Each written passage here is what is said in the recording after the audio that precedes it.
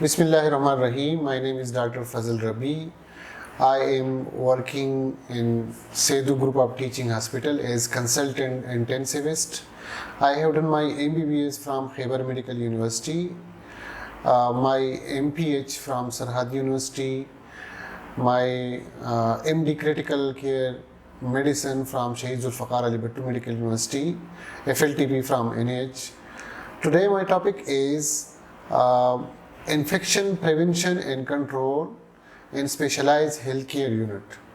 आज जिस बात पे हम फोकस करेंगे कि हम इन्फेक्शन प्रिवेंशन और कंट्रोल को स्पेशलाइज हेल्थ यूनिट में कैसे इसको इम्प्लीमेंट कर सकते हैं और इसके फ़वाइद क्या होंगे। जैसे कि आपको पता है कि कुछ यूनिट्स ऐसे हैं जैसे ICU है, NICU, emergency, dialysis unit, endoscopy unit, transplant unit, burn centre, ये ऐसे यूनिट है जिसको हम कहते हैं ये स्पेशलाइज हेल्थ यूनिट है। स्पेशलाइज हेल्थ यूनिट में जो बुनियादी बात ये है कि यहाँ के जो मरीज़ हैं उनको इन्फेक्शन लगने के चांसेस बहुत ज़्यादा है और यहाँ पे इन्फेक्शंस बहुत ज़्यादा होता है, तो ज़्यादा ख्याल की ज़रूरत होती है कि इन यूनिट्स के अंदर हम इन्फेक्शन को कंट्रोल करें और प्रिवेंट करें। तो आज जो मेरा टॉपिक है वो यही है कि infection prevention and control in specialised health unit. Lecture का बुनियादी मकसद ये है कि at the end of this lecture आपको ये पता हो कि infection prevention and control in specialised health unit क्या है, फिर जो रिस्क है ख़ासतौर पे NICU में, ICU में, बर्न सेंटर में, ट्रांसप्लांट यूनिट्स में, डायलिसिस एंड इमरजेंसीज में वो क्या है और उसके आइडेंटिफिकेशन क्या है, फिर implement evidence based IPC measure to prevent health care associated specialise health care associated infection जो है वो कौन कौन से है और इनको प्रिवेंट कैसे किया जाता है, फिर जो सबसे इम्पोर्टेंट है हैंड हाइजीन टेक्निक्स क्या है, पर्सनल प्रोटेक्टिव इक्विपमेंट्स का इस्तेमाल किया है और एनवायरमेंटल क्लीनिंग प्रोटोकॉल जो है वो स्पेशलाइज्ड हेल्थ यूनिट में कैसे होने चाहिए। फिर स्पेसिफिक इन्फेक्शन है जिसमें है क्लेप्सी है, central line associated blood stream infection, CAUTI है, catheter associated urinary tract infection, pneumonias है जिसमें हॉस्पिटल एक्वायर्ड नमूनिया है, वेंटिलेटर एसोसिएटेड नमूनियाज और सर्जिकल साइट इन्फेक्शंस। इसके अलावा क्लोस्ट्रीडियम डिफिसिली के इन्फेक्शन है और MRSA के इन्फेक्शन है। तो इस हवाले से मैंने आप लोगों को बताना है कि इन तमाम जो बड़े बड़े इन्फेक्शन है इससे स्पेशलाइज हेल्थ यूनिट्स में कैसे बचा जा सकता है। आप जानते हैं कि इन्फेक्शन प्रिवेंशन एंड कंट्रोल क्या है और इसका इम्पेक्ट क्या है अगर इसके इम्प्लीमेंट किया जा सके प्रॉपरली तो इससे क्या फ़वाइद हासिल होंगे। सबसे बड़ी इम्पोर्टेंस ये है कि पेशेंट सेफ्टी, जिस तरह आप स्लाइड पे आप देख रहे हैं कि patient safety what it means कि एक मरीज़ जब अस्पताल आता है तो वो अपने एक ख़ास मरज़ के इलाज के सिलसिले में अस्पताल का रुख करता है, लेकिन अगर वो अस्पताल में आए और अस्पताल में उसके अपने मरज़ के साथ दूसरा मरज़ उसको लग जाए तो ये सेफ हॉस्पिटल नहीं है। इन्फेक्शन प्रिवेंशन एंड कंट्रोल का बुनियादी मकसद ये है कि एक मरीज़ जो अपने मरज़ के लिए अस्पताल आता है उसको दूसरा कोई मरज़ ना लगे। फॉर एग्ज़ाम्पल एक मरीज़ जो स्ट्रोक के साथ आए, फालज हुआ हो, जिसको वो ICU के अंदर दाखिल है, तो उसको ऐसा ना हो कि वो वापस जाते हुए उसको इन्फेक्शन भी हो जाए, उसको नमूनिया भी हो जाए, उसको जो है कोई और कॉम्प्लिकेशंस भी हो जाए। तो पेशेंट सेफ्टी इसका मकसद है कि जो मरीज़ अस्पताल का रुख करता है उसको एक्स्ट्रा मरज़ न लग जाए।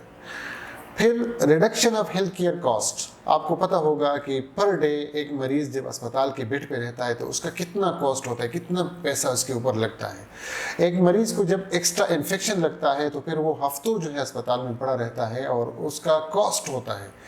हेल्थ केयर कॉस्ट क्या है, जब वो बेड पे होता है तो हुकूमत का ख़र्चा उस पर आता है, गवर्नमेंट एक्सपेंसेस जो उनके अपनी जेब का ख़र्चा, तो ओवरऑल इसका इकोनॉमिकल बहुत बड़ा इम्पैक्ट होता है। तो अगर हम आईपीसी को इम्प्लीमेंट करें तो ये इसका फ़ायदा है कि जो हेल्थ केयर कॉस्ट है वो बहुत कम हो जाएगा। तीसरी बात यह है कि एंटी माइक्रोबियल रेजिस्टेंस। ज़ाहिर बात है जब किसी को इन्फेक्शन होता है तो उसको हम एम्पिरिकली एंटीबायोटिक देते हैं और कुछ लोगों को एज पर कल्चर हम एंटीबायोटिक देते हैं, लेकिन एंटीबायोटिक का इस्तेमाल बज़ाती खुद जब ज़रूरत न हो तो वो एंटी माइक्रोबियल रेजिस्टेंस की तरफ जाते हैं। और आपको पता होगा कि आजकल पूरी दुनिया के अंदर ये एक अलार्मिंग सिचुएशन है कि बहुत ज़्यादा रेजिस्टेंस है एंटीबायोटिक को, और तकरीबन हर जगह पे एंटीबायोटिक जो है वो आखिरी हद तक कोलिस्टिन तक बात जाती है, टीगासाइक्लिन तक बात जाती है, और आजकल मेरोपेनिम जैसे एंटीबायोटिक तो रूटीन में इस्तेमाल होने लगे हैं। पब्लिक हेल्थ का maintenance, compliance with regulatory standards and confidence and trust in health care. अगर कोई मरीज़ आ जाता है, वो हॉस्पिटल में होता है और हॉस्पिटल में उसका प्रॉपर इलाज होता है और वो कोई एक्स्ट्रा इन्फेक्शन नहीं लेके जाता, तो लोगों का एक तो ये है कि वो जो इन्फेक्शन अगर घर ले जाता है तो उससे उसका इन्फेक्शन फैल सकता है, किसी और को भी लग सकता है। तो इसलिए आईपीसी ज़रूरी है कि वो पब्लिक हेल्थ को भी उससे ख़तरा होता है। दूसरी जो इम्पोर्टेंट बात है वो ये है कि जिस अस्पताल से मरीज़ कोई दूसरा इन्फेक्शन घर नहीं ले जाता तो उसके ऊपर लोगों का ट्रस्ट भी बढ़ जाता है।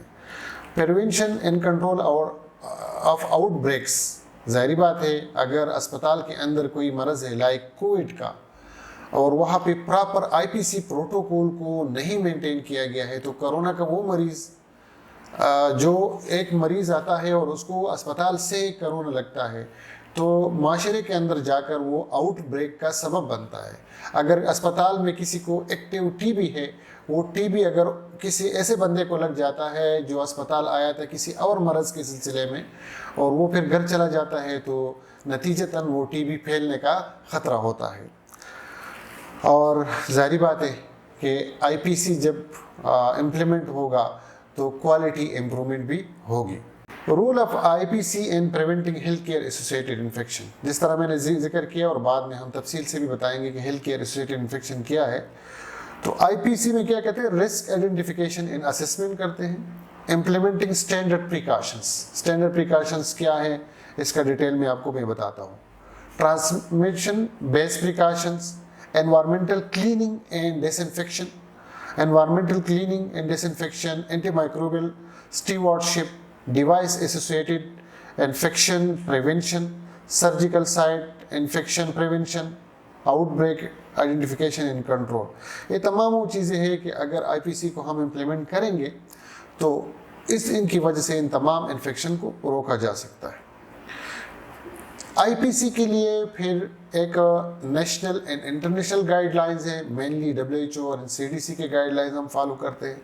National guideline national institute of health Islamabad के होते हैं और कुछ जो पॉलिसीज़ एंड प्रोसीजर्स हैं वो लोकल जो हमारा इन्वायरमेंट होता है, ये ICU to ICU and hospital to hospital एक पॉलिसी बनाई जाती है। फिर occupational health and safety regulations, ये इंटरनेशनल गाइडलाइंस के मुताबिक भी होते हैं, नेशनल भी होते हैं और लोकल भी होता है। ऑक्यूपेशनल हेल्थ क्या है, वो ये है कि जो अस्पताल में काम करने वाले लोग हैं उनको इन्फेक्शन न लगे तो उसके लिए फिर स्ट्रेटजी अपनाई जाती है। और जो एक्रेडिएशन स्टैंडर्ड्स है उसको मद्देनज़र रख के रेगुलेटरी गाइडलाइंस बनाए जाते हैं।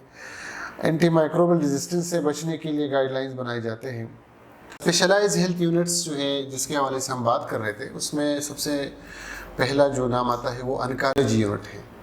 ऑन्कोलॉजी यूनिट जो है कैंसर के मरीज़ जहाँ पे होते हैं, और आपको पता है कि कैंसर के मरीज़ों के इलाज के सिलसिले में कीमोथेरेपी होती है, रेडियोथेरेपी होती है, सर्जिकल इंटरवेंशन होते हैं और भी जो है सपोर्टिव केयर होते हैं। कीमोथेरेपी और रेडियोथेरेपी, ख़ास तौर पे कीमोथेरेपी की वजह से जो है वो इम्यूनिटी बहुत कमज़ोर हो जाती है जो कैंसर के मरीज़ होते हैं। तो ख़ुसूसी ख्याल रखना होता है उन मरीज़ों का जो प्रोन होते हैं इन्फेक्शन के लिए। दूसरी जो जगह है वो हमारा है आईसीयू। आईसीयू में बैक्टीरिया जो है मल्टी रेजिस्टेंट बैक्टीरिया आईसीयू में होते हैं, क्योंकि वहाँ पे मुख्तलिफ़ किस्म के जो इन्फेक्शन के मरीज़ होते हैं जो बहुत सीरियस होते हैं, तो वो आईसीयू के अंदर एडमिट होते हैं। तो पहले से भी वहाँ पे एक इन्वायरमेंट जो है वो फुल ऑफ बैक्टीरिया होता है और मरीज़ बहुत दिनों तक वेंटिलेटर पे रहते हैं, बहुत दिनों तक वो जो है उनको बहुत ज़्यादा मेडिसिन लगते होते हैं, तो इम्यूनिटी आईसीयू के मरीज़ों की भी बहुत कमज़ोर होती है। न्यूनेटल इंटेंसिव केयर यूनिट, ये तीसरा यूनिट है स्पेशलाइज हेल्थ केयर यूनिट में। और न्यूनेटल जहाँ पे बच्चे होते हैं, प्री मैच्योर होते हैं और उनकी इम्यूनिटी इतनी डेवलप नहीं होती, तो वो बहुत प्रोन होते हैं। ख़ास तौर पे एनआईसीयू में प्री मैच्योर बर्थ के बच्चे होते हैं जो 32, 33, 34 वीक्स पे जिनकी पैदाइश होती है, तो प्री मैच्योर होते हैं, तो वो ऑलरेडी प्री मैच्योर होते हैं और इम्यूनिटी के हवाले से उनका इम्यूनिटी डेवलप नहीं होती, तो they are prone to infection. अच्छा, इसके अलावा जो हमारे पास है वो ट्रांसप्लांट यूनिट है। ट्रांसप्लांट यूनिट वही है जहाँ पे किडनी ट्रांसप्लांट होता है और लीवर ट्रांसप्लांट होता है। इसके अलावा स्किन ट्रांसप्लांट के भी, लेकिन मेनली जो हमारे पास ये दो यूनिट आते हैं जहाँ पे ट्रांसप्लांट होता है। ट्रांसप्लांट यूनिट में ट्रांसप्लांट रिजेक्शन से बचने के लिए इम्यूनोमोडुलेटरी थेरापी होती है, जहाँ पे इम्यूनो सप्रेशन किया जाता है और जिस जो रिसिपिएंट होता है वो बहुत प्रोन होता है इन्फेक्शन के लिए, तो हमारे लिए ये भी एक सेंसिटिव एंड स्पेशलाइज्ड यूनिट है। डायलिसिस का यूनिट है। डायलिसिस का यूनिट जो पेशेंट बहुत अरसे से यानी क्रॉनिक किडनी डिजीज़ के पेशेंट होते हैं और तवातुर के साथ वो डायलिसिस के प्रोसेस से गुजरते हैं, तो उनको उनमें भी बहुत से चांस, एक तो उनकी ऑलरेडी इम्यूनिटी कमज़ोर होती है, दूसरा ये है कि वहाँ पे जब उनको बार बार ब्लड का ट्रांसफ्यूजन भी होता है और ज़ाहिर बात है डायलिसिस बज़ाते ख़ुद भी जो डायलिसिस का मशीन होता है उसमें मल्टीपल मरीज़ों को हम डालते हैं, तो वहाँ पे भी ख़तरा होता है इन्फेक्शन फैलने का। इमरजेंसी डिपार्टमेंट में मरीज़ जो आते हैं तो वो एडवांस में बताते नहीं हैं, लेकिन पेशेंट अचानक आ जाते हैं और वहाँ पे भी ख़तरा होता है कि एक मरीज़ अगर कोरोना के साथ आया, एक मरीज़ अगर एक्टिव टीबी के साथ आया, एक मरीज़ अगर कांगो हेमोरेजिक फीवर के साथ आया और दूसरा मरीज़ किसी मामूली मरज़ के साथ वहाँ पे आया है, तो चांसेस होता है क्रॉस इन्फेक्शन का और साथ में जो डॉक्टर्स, नर्सेज और पैरामेडिक्स वहाँ पे काम करते हैं उनको भी ख़तरा होता है। तो ये बड़ा एक इम्पॉर्टेंट जगह है जहाँ पे हम सीखेंगे कि किस तरीके से जो है इन्फेक्शन प्रिवेंशन को प्रिवेंट एंड कंट्रोल किया जा सके। बर्न यूनिट में जहाँ पे एक स्किन जो है एक कुदरती तौर पे हमारे इन्फेक्शन को प्रिवेंट करता है, लेकिन जब बर्न होता है तो वो स्किन जो है वो डैमेज हो जाता है और बर्न यूनिट में बहुत चांस होता है जो है इन्फेक्शन का, तो ये भी एक स्पेशलाइज्ड यूनिट है। ऑन्कोलॉजी यूनिट को अगर हम ले लें, जिस तरह मैंने जिक्र किया कि वहाँ पे चांसेस होते हैं नमूनिया की भी चांसेस होते हैं, यहाँ पे ब्लड स्ट्रीम इन्फेक्शन की भी चांसेस होते हैं, क्योंकि ऑन्कोलॉजी के पेशेंट को हम आईवी लाइन पास करते हैं और वहाँ पे ख़ास तौर पे कीमोथेरेपी के पेशेंट को सेंट्रल लाइन पास करके बहुत टाइम तक उसको जो है सेशंस दिए जाते हैं, तो बहुत चांस होता है उसको ब्लड स्ट्रीम इन्फेक्शन का, ख़ास तौर पे कीमोथेरेपी एडमिनिस्ट्रेशन के वक्त में। इसके अलावा जो अपॉर्चुनिस्टिक इन्फेक्शन है, ज़ाहिर बात है आपको पता है हमारे इन्वायरमेंट में भी है और हमारे बॉडी में बहुत से बैक्टीरिया मौजूद है, लेकिन चूँकि हमारी इम्यूनिटी अच्छी होती है तो वो हमारे वजूद के ऊपर अटैक नहीं करते। लेकिन ऑन्कोलॉजी का पेशेंट जो कि बहुत प्रोन होता है कीमोथेरेपी के बाद, तो अपॉर्चुनिस्टिक इन्फेक्शन के चांसेस बहुत ज़्यादा होता है। एनआईसीयू का पेशेंट प्री मैच्योर होता है और वहाँ पे हेल्थ केयर एसोसिएटेड इन्फेक्शन में यानी ब्लड स्ट्रीम इन्फेक्शन का बहुत चांस होता है, नमूनिया उसको लग सकते हैं और नेक्रोटाइजिंग एंटेरोकोलाइटिस जो है, ये तीन बड़े इन्फेक्शन है जो कि न्यूनेटल इंटेंसिव केयर यूनिट है, प्री मैच्योर जो बच्चे होते हैं उनमें ये चांसेस होते हैं, तो वहाँ पे भी ज़रूरत होती है स्ट्रिक्ट इन्फेक्शन कंट्रोल मेजर्स की। आईसीयू में जैसा मैंने जिक्र किया बहुत ज़्यादा मरीज़ एडमिट होते हैं, और वो मरीज़ एडमिट होते हैं मेनली जो पहले से वार्ड में रहे होते हैं, हाई डिपेंडेंसी यूनिट में रहते होते हैं, उसके बाद फिर आईसीयू का रुख करते हैं। इसका मतलब ये है कि अक्सर मरीज़ों में वहाँ पे जो एडमिट होते हैं तो मल्टी ड्रग रेजिस्टेंस बग्स होते हैं, बैक्टीरियाज होते हैं। तो ऐसे मरीज़ों में मल्टी ड्रग रेजिस्टेंट ऑर्गेनिजम्स का चांस होता है, क्योंकि आईसीयू के अंदर एंटीबायोटिक का भी बहुत फ्रीक्वेंट यूज़ होता है। आईसीयू का मरीज़ वेंटिलेटर पे रहता है, 48 घंटे के बाद अगर कोई वेंटिलेटर पे हो तो उसको, अगर न्यू ऑनसेट नमूनिया हो तो उसको वेंटिलेटर एसोसिएटेड नमूनिया होता है। ज़ाहिर बात है आईसीयू का पेशेंट, उसको कैथेटर पास होता है तो catheter associated urinary tract infection, तो ये 3-4 बड़े डिवाइस एसोसिएटेड इन्फेक्शंस हैं जो कि ख़ुसूसी तौर पे आईसीयू के मरीज़ों में होते हैं। ट्रांसप्लांट का मैंने जिक्र किया। ट्रांसप्लांट में एक तो होता है सर्जिकल साइट इन्फेक्शन होता है, इसके अलावा अपॉर्चुनिस्टिक इन्फेक्शन इसलिए होता है कि जो रेसिपिएंट है उसको इम्यूनोसुप्रेशन थेरापी दी जाती है ताकि वो ट्रांसप्लांट रिजेक्शन ना हो, तो वो प्रोन होता है अपॉर्चुनिस्टिक इन्फेक्शन के लिए। वहाँ पे भी हमें स्ट्रिक्ट इन्फेक्शन कंट्रोल मेजर्स लेने होते हैं।